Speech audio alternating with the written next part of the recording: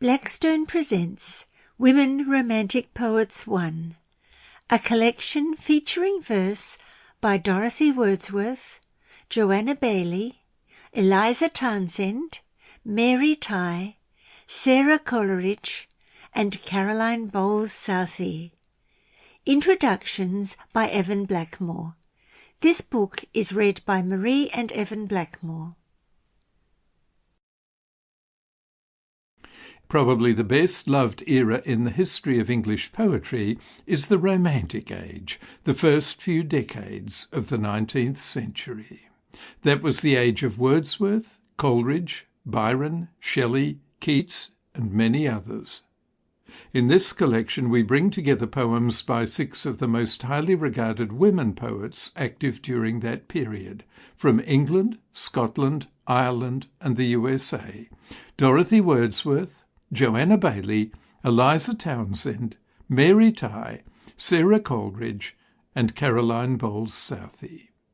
3 other women poets of the period were so immensely prolific that we've given each of them a separate collection in the same series: L.H. Sigourney, Letitia Elizabeth Landon, who wrote under the pen name L.E.L., and the best-selling English poet of the entire 19th century, male or female, Felicia Hemans.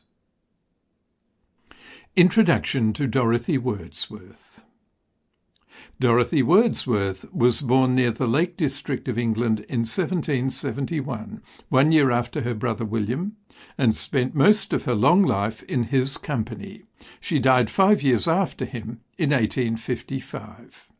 She is remembered mainly for her diaries, especially the Grasmere journal describing life in the Lake District with her brother between 1800 and 1803. She wrote few poems and allowed very little of her work to be published.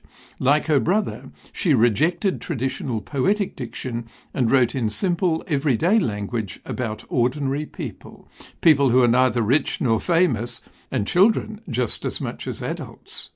But her poems could never be mistaken for his.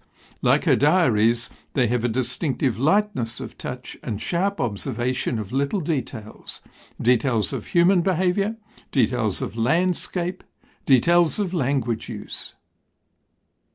One final point about Dorothy Wordsworth. Like many other poets of her time, she loved to read poems aloud. If you want to get the most out of her poems, if you want them to really come alive, don't just look at them on the page. They were never meant to stay on the page. Listen to them and read. Sample complete.